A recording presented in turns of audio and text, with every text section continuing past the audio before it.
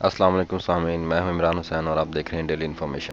तो सामीन, आज हम बात करेंगे मोहम्मद आसिफ क्रिकेटर की कैरियर पे। पाकिस्तान क्रिकेट के साथ अरूज व ज़वाल, बुलंदी और पस्ती की कई दास्तानें मुंसलिक हैं। पाकिस्तान में खेलने वाले खिलाड़ी चूँकि निचले तबके से आते हैं, बेशतर खिलाड़ी जो हैं शोहरत पाते ही दौलत की देवी भी उन पर बहुत मेहरबान हो जाती है। उनके माली मसाइल और तर्ज ज़िंदगी भी बेहतर हो जाता है।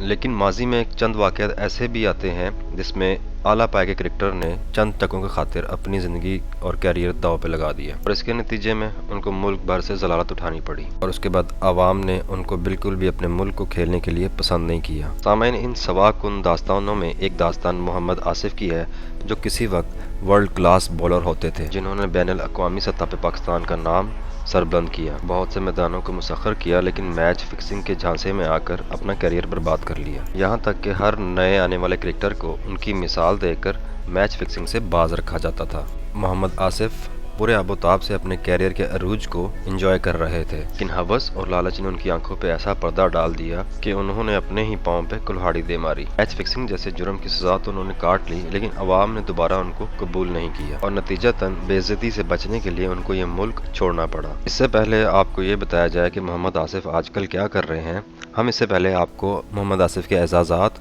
और कुछ ऐसे वाक़यात का जिक्र करते हैं ताकि आपको पता चल सके कि ये एक आलमी शोहरत में कहाँ तक जा चुके थे। मोहम्मद आसिफ शेखपुरा के गांव माछी के गुजर ख़ानदान में पैदा हुए। बचपन से ही क्रिकेट से गहरा शगफ रखते थे, ताहम स्कूल और कॉलेज की सरगर्मियों में बढ़ चढ़कर हिस्सा लेते थे और इसके बाद इलाकाई सरगर्मियों में भी बढ़ चढ़कर मोहम्मद आसिफ क्रिकेट में हिस्सा लेते थे और बहुत से क्रिकेटर्स की तरह तालीम को अधूरा छोड़ दिया और इसी तरह चलते चलते अपनी गैर मामूली सलाहियत और बॉलिंग से इलाका में मशहूर होने लगे और इसके बाद उनके टैलेंट को काफ़ी शोहरत मिलने लगी और वो डोमेस्टिक क्रिकेट की तरफ चल पड़े। इसी तरह डोमेस्टिक क्रिकेट में भी अपनी शोहरत के झंडे गाड़ने के बाद आहिस्ता आहिस्ता इंटरनेशनल क्रिकेट की तरफ भी आने शुरू हो गए और इसी तरह मोहम्मद आसिफ ने 2005 में ऑस्ट्रेलिया के खिलाफ अपना डेब्यू मैच किया, जिसमें उन्होंने 18 ओवर्स कराए और एक भी विकेट उनके हिस्से ना आई और वो मैच ऑस्ट्रेलिया 9 विकेटों से जीत गया। इस मैच के बाद इनको ड्रॉप कर दिया गया और 2006 में जब इंडिया की टीम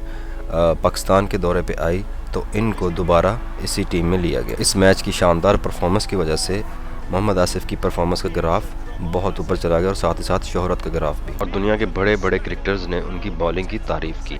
मोहम्मद आसिफ ने पहले इनिंग्स में युवराज सिंह को आउट किया और दूसरी इनिंग्स में 4 भारतीय खिलाड़ियों को पवेलियन की राह दिखाई। आसिफ ने सचिन तेंदुलकर और सहवाग को क्लीन बोल्ड करके अपनी पहचान बनाई, लेकिन पाकिस्तान ये सीरीज तो हार गया, लेकिन मोहम्मद आसिफ जो है वो एक राइजिंग स्टार बन के उभरे। मोहम्मद आसिफ एक वाहिद बॉलर थे जिनके बारे में केविन पीटरसन के कमेंट्स थे कि इनसे अच्छा बॉलर मैंने फेस नहीं किया। यके बाद दीगरे इसके बाद मोहम्मद आसिफ ने बेशुमार एजाज़ात हासिल किए। कामयाबी का ये सिलसिला बड़ी तेज़ी से आगे बढ़ता चला गया। फिर सामीन 2007 में उनके ऊपर मुनशियात के आदी होने का इल्ज़ाम आयद किया गया, जिस पर उनका टेस्ट किया गया और वो पॉजिटिव आया। इसके बाद कुछ मैचेस के लिए उनको PCB से बैन कर दिया गया और वो ऐसी ही हरकत की वजह से खबरों की अक्सर जीनत रहते। सामीन आता है 2010 का साल, जिसमें उन्होंने मैच फिक्सिंग करके अपने कैरियर को बिल्कुल ही तबाह कर दिया। मोहम्मद आसिफ रुसवाइयों की गहरी खाई में जा गिरे।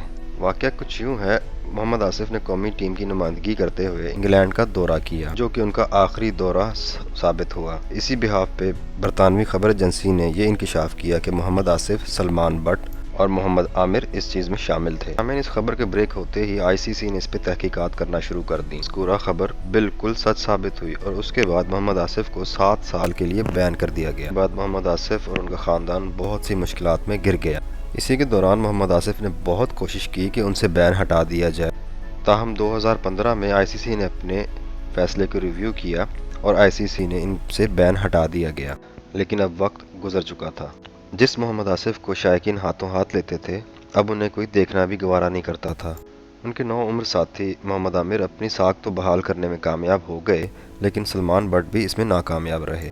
हालिया दिनों में ये खबरें चल रही थीं कि मोहम्मद आसिफ ने अपनी फैमिली के साथ अमेरिका का रुख कर लिया ताकि वहाँ जाके सुकून की ज़िंदगी गुजार सकें, क्योंकि वो डिप्रेशन से तंग आकर नशे के आदी हो गए हुए थे। इसका जिक्र शेब अख्तर ने एक टीवी शो में भी किया था। उसके बाद मुसीबतों के पहाड़ टूट पड़े, नॉट बिकॉज ऑफ मी। एक के बाद एक, कभी चरस का केस, कभी डोप का केस, कभी इधर, कभी दुबई में पकड़ रहा है, कभी उधर पकड़ा जाए, कभी मैच फिक्सिंग। मोहम्मद आसिफ के गांव के लोग भी बताते हैं कि मोहम्मद आसिफ नौजवानी से ही क्रिकेट में सट्टा लगा के खेलता था और उनकी आदत पुख्ता होकर उनके लिए ऐसी जिल्लत का सबब बनी जिसको वो चाह कर भी धो ना सके। मैच फिक्सिंग के अलावा محمد آصف اور بھی بہت چیزوں کا شکار رہتے تھے.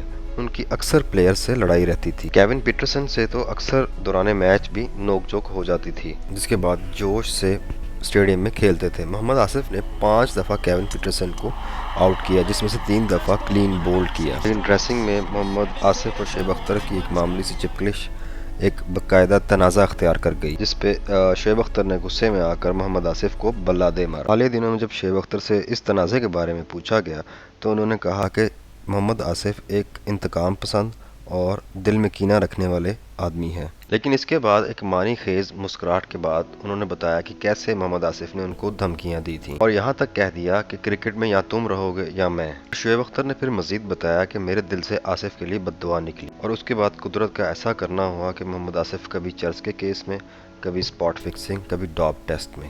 شعیب اختر نے کہا کہ وہ چند سال پہلے محمد آصف کو ملنے گئے اور وہ ان کی حالت دیکھ کر پریشان ہو گئے اور ان کا کہنا تھا کہ اگر آصف کی بیوی ان کو نہ سنبھالیں تو ان کی زندگی کے متعلق کوئی بری خبر آ جائے. گزشتہ سال کے وسط میں ایک عمر فاروقی سپورٹس جرنلسٹ نے محمد آصف کی کھوج لگانا شروع کی لیکن ناکامیاب رہے. پھر انہوں نے سلمان بٹ سے رابطہ کیا جن کے ذریعے محمد آصف کا نمبر ملا اور پھر جب عمر فاروق صاحب نے ان سے بات کی اور ان کے امریکہ رہنے کی خبر کے بارے میں پوچھا تو انہوں نے اس چیز کی تردید کی اور انہوں نے کہا کہ میں اور میری بیوی امریکہ آئے تو ضرور تھے لیکن کرونا کی وجہ سے پھنس کر رہ گئے ہیں. اس کے بعد عمر فاروق صاحب نے ان کو انٹرویو دینے پر آمادہ کیا. پہلے تو انہوں نے صاف منع کر دیا، پھر انہوں نے انٹرویو ESPN کو دیتے ہوئے کہا کہ وہ اپنے کیریئر کو ایک اچھے جگہ پہ چھوڑ کر جانا چاہتے تھے لیکن ان سے ایک ایسی غلطی ہوئی کہ نہ وہ خود صحیح رہ سکے نہ اپنی فیملی کو صحیح رکھ سکے. محمد آصف کا کہنا تھا کہ اس چیز کا ان کو شدید پچھتاوا ہے. انہوں نے کسی کا نام لیے بغیر کہا کہ مجھ سے پہلے اسپاٹ فکسنگ کرنے والے کھلاڑی آج کل PCB میں کام کر رہے ہیں. ان لوگوں نے مجھے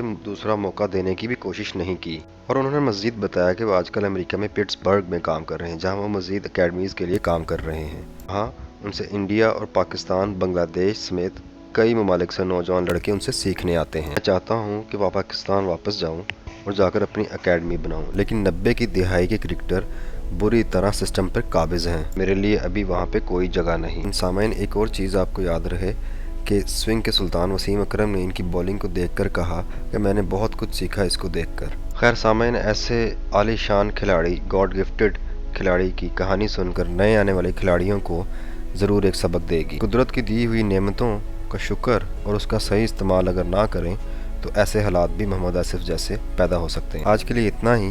اللہ آپ کو اپنے حفظ و امان میں رکھے اور آپ میرے چینل کو میرے لیے دعائے مغفرت اور اپنوں کے لیے بھی دعائیں کرتے رہا کریں. اللہ حافظ.